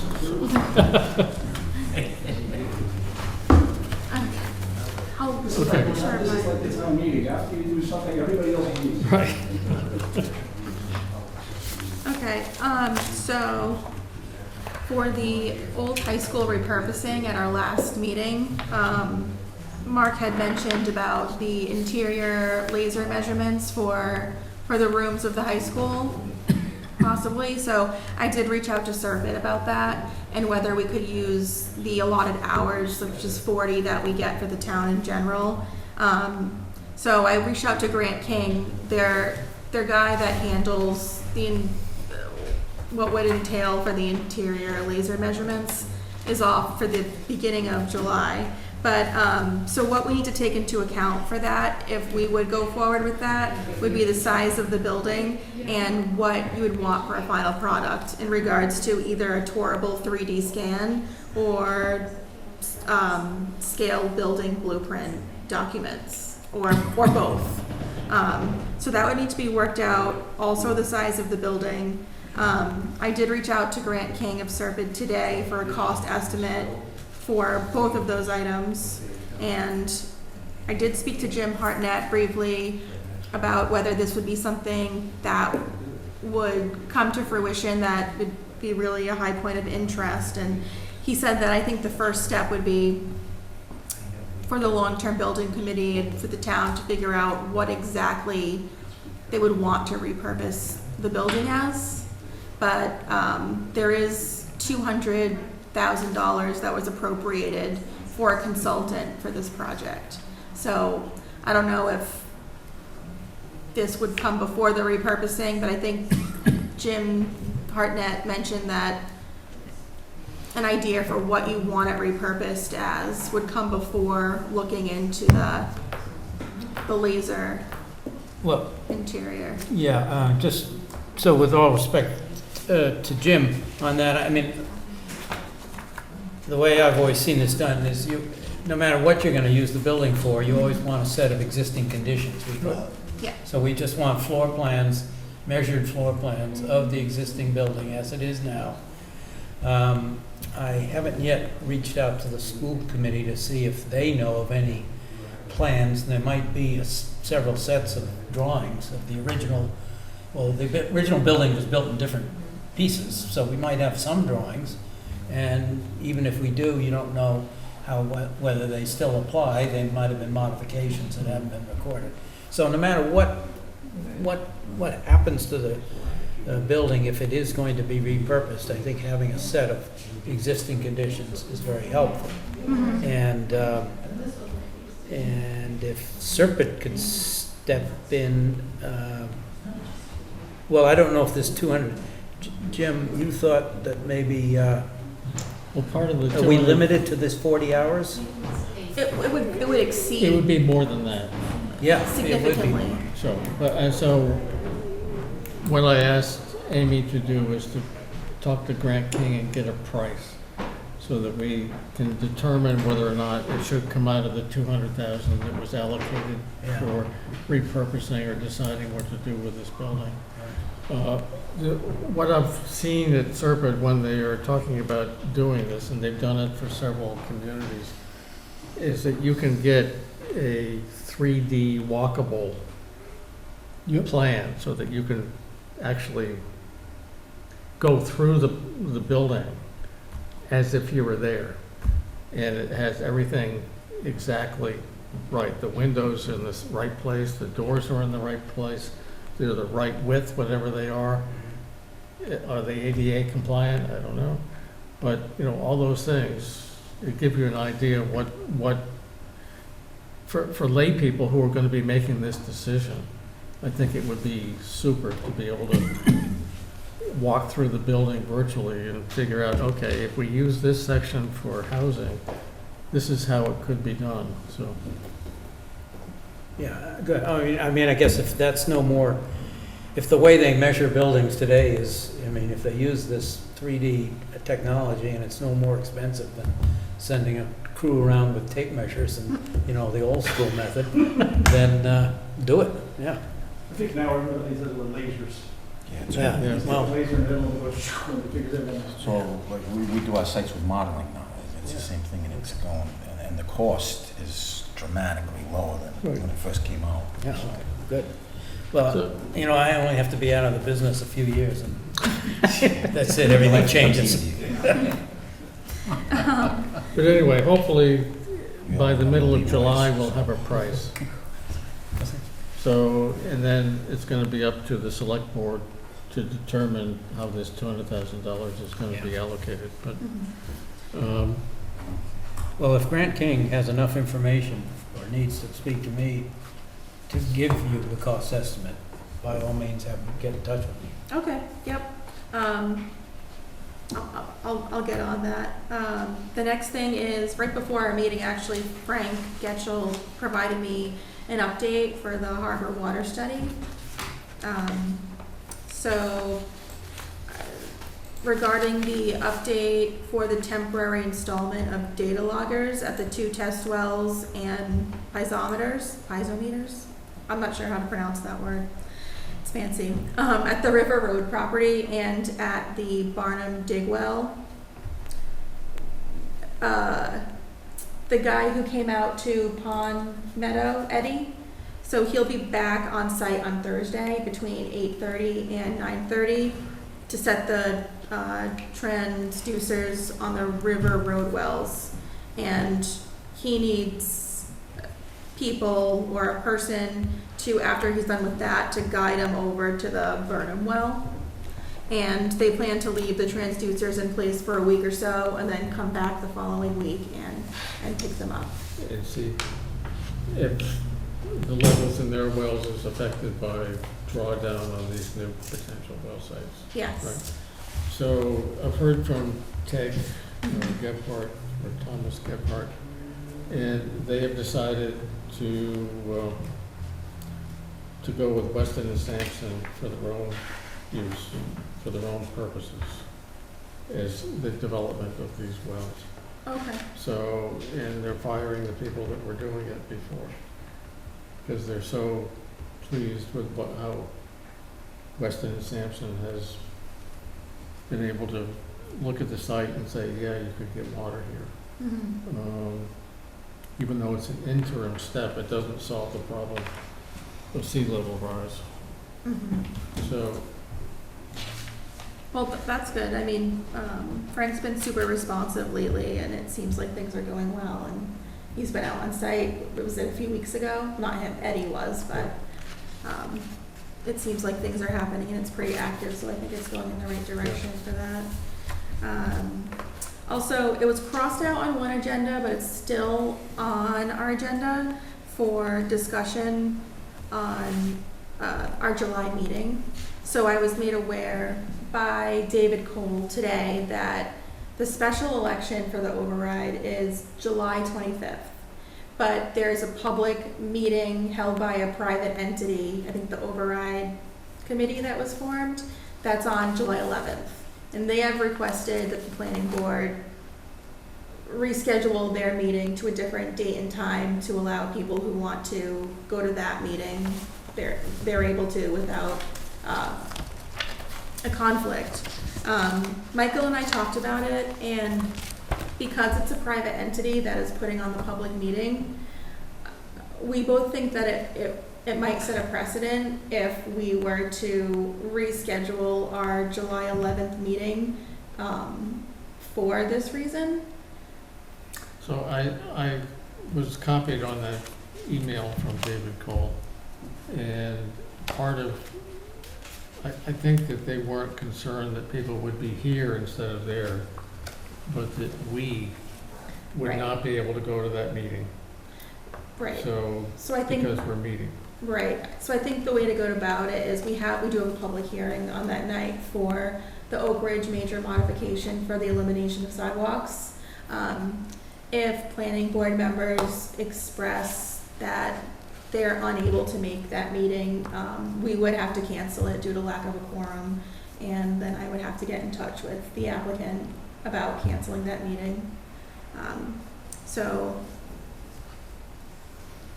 if you guys think that you won't have a quorum for the July 11th meeting, better sooner than later to let us know so we can get that out for the public to know that it would be a canceled meeting. If we were to reschedule it, it's kind of tough because July 18th, the Conservation Commission holds a meeting in this room, and then July 25th is actually the special election. Mr. Chair, we can lose one of our members without losing a quorum. Right. I talked with Michael and Amy this afternoon and to find out if there was a public hearing, because if it was just administrative items, I had no problem, shutting down the meeting. But with a public hearing, that causes me concern, especially as I think our second Tuesday meeting was scheduled like 5 years ago. Right. Whenever we decided to have meetings on the second Tuesday. Right. And the people who scheduled this meeting knew that. There's a finance meeting as well Right. on the second Tuesday. So I know how I'm voting on the override. I don't need to go to this meeting in order to figure out how I'm voting on it. I don't know whether my being there influences anyone. I don't think so, but I'm really bothered by asking people who have planned to come to a public meeting to say, no, we're canceling it because we want to go to some other meeting. That just, to me, when the people knew we meet on the 11th, that just bothers me. And when you're saying what's before us, Oak Ridge is something that we have a lot of public participation, and it's a very important issue. Yeah, and there'll be a lot of people here, so we don't need to reschedule, I don't think. So if somebody wants to go over to that meeting, I think that's fine, as long as we maintain a quorum. So Yeah. I will be here that day. I'll be here. I mean, like John, I know how I'm voting, so I don't think I'm gonna convince anybody myself that's at that meeting, so. So I think the only person that it would really affect is Bob, because you did miss one public hearing for Oak Ridge before, and you signed that you watched it and Mullen ruled it, but I did. you can't miss another one, or else you won't be able to vote on that one.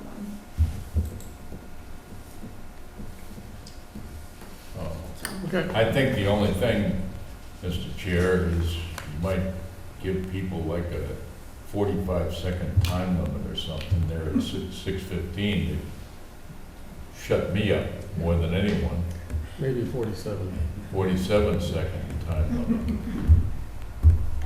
Move the public hearing along. That was what I had in my report for this week. Okay. All right, a couple grant updates, the coastal resilience grant applications. We are meeting with Westport River Watershed Alliance this week to discuss collaboration on a coastal resilience grant application to study Westport's marshes for their migration potential. And we're also going to be meeting with EA Engineering to coordinate a second application to the Coastal Resilience Grant Program to study the use of dredged material off the coast of Westport. That's a project that's planned through the U.S. Army Corps of Engineers. Probably, we don't really have a definitive timeline, but probably within the next one to 2 years, maybe. And so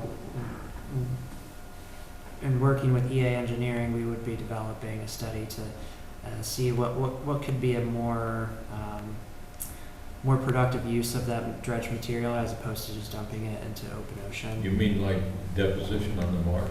So that's the Yeah, that's one of direction them, that and the then study would also- be, yeah. On the beach. Okay, So maybe on West Beach Yeah. instead of Cherry Web. yeah. So we have some But time it's- to enjoy it before it goes back in the harbor. It's good material, so Yeah. it Oh, yeah. could be put to more productive use than just. Yeah. All right, next is the Buzzards Bay National Estuaries Grant Program applications. Just want to let you all know that the grant application period's open and those are due on August 1st. So we'll be applying to that. And this one is for The, the what? yeah, for the community septic system at the Let and for funds to put towards maintenance of the town's municipal storm sewer system. Okay. I have the Resilient Westport Plan. I guess that's kind of the working title for the Climate Resilience Plan. So this is really mainly just for those on the Climate Resilience Committee, but I circulated an outline that we'll use to guide drafting of the plan, and then I also asked committees to be mindful that all of the topic areas that they've been discussing in the subcommittees should have a series of goals and actions associated with them. So the plan is more action and forward oriented. And I have two additions on here to my planner's report. Normally I listed in the agenda, but I just want to let you all know that the former Stone Ridge project, that, as you all know, that application has been rescinded, but we've now started the zoning violation process with the building inspector. So he issued a notice this week, I think it was yesterday, and that letter was drafted in consultation with our office. And so we are giving them 30 days from receipt of the letter to initiate a low-impact development application. And if they don't, then we will start issuing fines. And if you could just pass this down to everyone, this is the letter that we issued. Is that for the clearing work they already did on the site? Yeah, so because they rescinded the application, there's still that active violation. We didn't pursue any enforcement action just because the low-impact development application was a part of that whole project, and so it would have been resolved had the project been approved, but since it's been rescinded, that violation still stands. And one last item is that BSC Group just got over a draft presentation for the Route 6 rezoning project to me today. We have not settled on a meeting date to discuss this presentation and their engagement materials that they have planned, but feel free to give me any input on that presentation, and I'll forward it on to Russ. I'd ask if you have any. I'm gonna ask Russ when the next meeting he thinks that we'll schedule that for. So anytime between that meeting and now. Okay, could you forward a copy of this? I'll send to out. Chris Capone? Oh, to Chris, yeah. And I'll send out an electronic copy to everyone too. Mr. Chair, I have a question. Yeah. Do you know whether there are any developments or progress or actions on the lawsuit from the folks on Horse Neck that I know we all got mail from that attorney? So I actually received an update a few minutes before this meeting, but I haven't had time to review it, but once it's reviewed, Will you? yes. And the other one, the appeal of our decision on the solar? For Horset, I haven't heard anything on the appeal for solar on Horset. I can ask town council if they have any updates on Yeah, that. please. Because I think it was denied at court, but I think they were appealing that denial. Okay. Yeah, usually they're good at emailing me any updates, so I strongly don't think that we have any, but I will double check with town council. And speaking about meetings, our next climate resilience meeting is July 13th. And all of the members, they were reappointed in bulk at the selectmen's meeting that we But it just still had. needs to be, still need to go and get Sworn in? sworn in. Okay. All of our appointments end June 30th, and we have to get Mhm. re-sworn in. Or at least re-sworn in before our next meeting, but yeah. Yeah. But we have a water subcommittee. next July Sixth. 6th. Yeah. I was just gonna ask, could you remind me, relative to that solar project, how long, after a solar project is approved by this board, how long they have until, the applicant has until they have to start construction? Is it like 2 a years. 2 years? Okay. Well, we're getting close. Well, no. Or was No, it just the was- fall? It was approved, In the fall? I want to say maybe July of last year is when it was filed with the Okay, town. so but it's been a year, all right. It's been a year. The one in the gravel pit's been extended, and I think, and they haven't started construction, and I think they are beyond the extension that we got. I think they did start construction. Oh, did they? Mm-hmm. Yep. Yeah. I've seen So, some work done there. That property, Is that I know, 202 I've seen Franklin? Vinagro up in there, working. It's owned by Cardi, who Yeah. has filed bankruptcy. That's it. Yes, and the bonding company is actually, working some of their jobs I mean, they've abandoned other jobs, and some of them, the one on 24, the bonding company's working now. So But didn't they lease this out to a solar company? They did. Yeah. So it's the solar company that's doing the work. I mean, it doesn't matter whether Well, I they're know that bankrupt or not. Vinagro, who's another contractor out of Rhode Island that does a lot of the work for Cardi. So I think they might have leased it, but they might have had the contract to build the site, do the site. They might have done something like that. But They have commenced construction though. I believe I spoke to a neighbor so one of the about dust mitigation. One of the other things that I found out from Sean Leach recently, and in light of the head and some of our, that location from that gravel pit is one of the really only significant purges of groundwater into the river. One of the That's significant, correct. what, Manny? Purges of groundwater coming up out of that area. It is. If you look at the only place that we have ice contact or meltwater deposits is right along where the cemetery is. That's why, one of the logical reasons we're putting the cemetery there. And then the gravel pit is behind it. And if you look on the riverside where the old dam is, there's a big esker running along. You climb up over a hill and it's steep drop down. It's all sand and gravel in there. It's one of the very few places where we actually have, other than post-glacial, like the beach. Yeah. The only place, that's one of the very few places where we have a deep sand and gravel meltwater out of the glacier. Every place else it's tilled.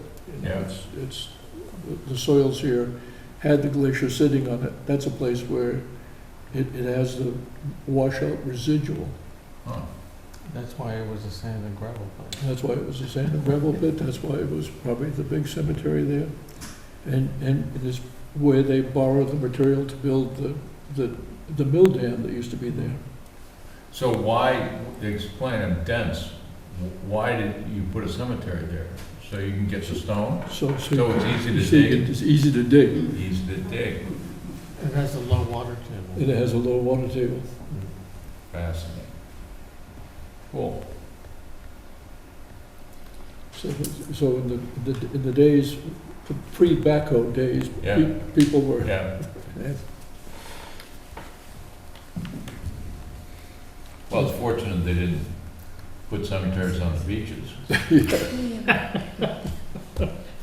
Especially some. Yeah. So, okay, Come visit Horse Neck. right. Michael, are you done? Oh, yeah. Okay. Correspondence, Chapter 91 license, 23-019 CH 91, 1702 E Drift Road for Mooney. He was He here was for, sitting here forever. I don't know. This was, he gave up.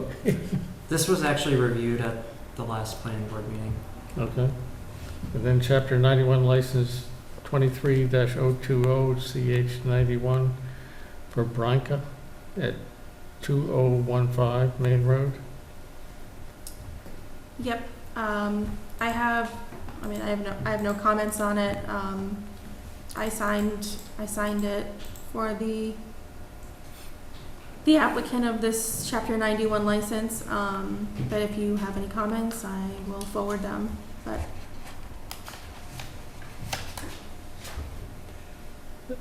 It's just a maintain a float and a pier. No? No, I don't have anything. Okay. And then there's another Minutes? one. No minutes. There's no minutes available for this meeting. Okay, invoices? Could I just make a Yep. comment? When I saw this application for another dock along Drift Road, Yeah. I did this little exercise, and I looked at using Google Maps. I went from along the west shore of the East Branch, which is Drift Road. I went from the Route 88 bridge, the Fontaine Bridge, up to Hicks Bridge. It's a distance of roughly 3.4 miles. Yep. Guess how many docks, jetties, landings there are in that 3.5 mile stretch? 150. 275.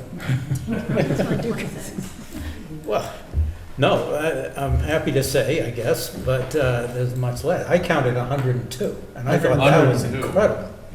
It And, is. I mean, that averaged out to one every roughly 50 yards.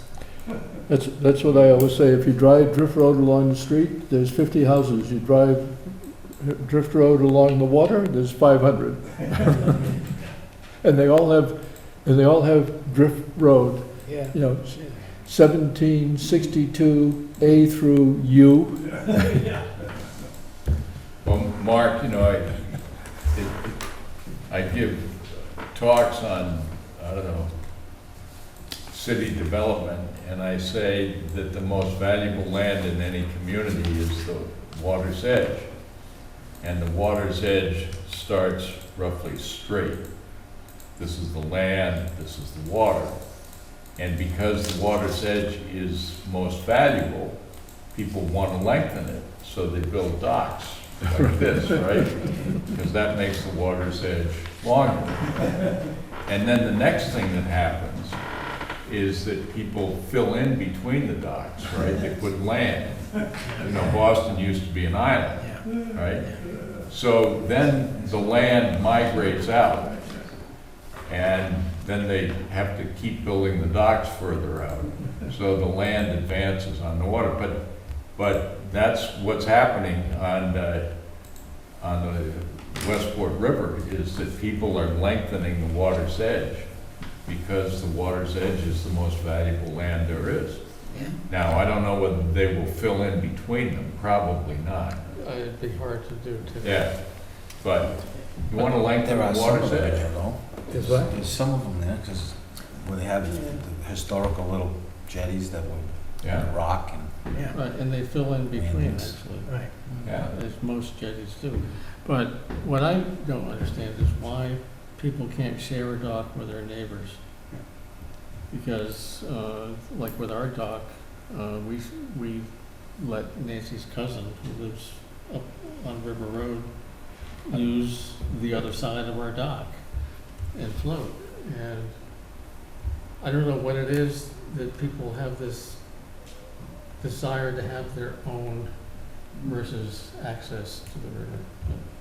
My neighbor had 2 docks with probably 30 boats for the community, and he bought the house. Now there's one boat.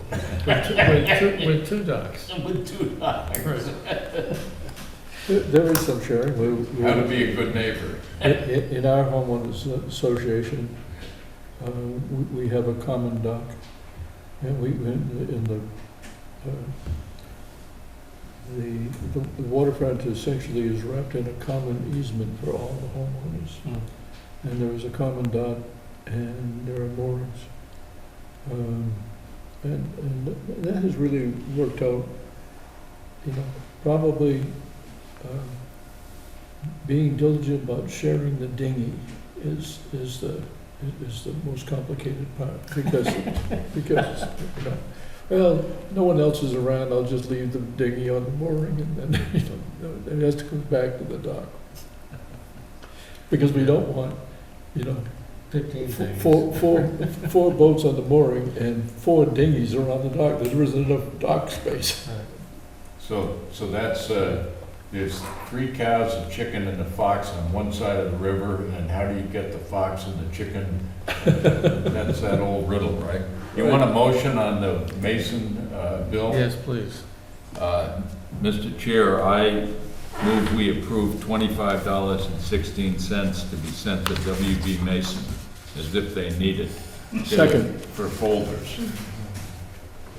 All those in favor? Aye. The only reimbursement forms I have for you to sign, Jim, is the mileage.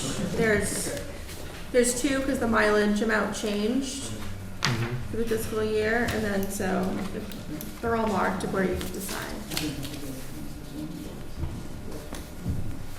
It's for you. Want a motion to adjourn? Yes, please. Well, we need minutes, right? Oh, we don't have. There's no minutes. Okay. No minutes to approve. I move we adjourn. Second. All those in favor? Aye.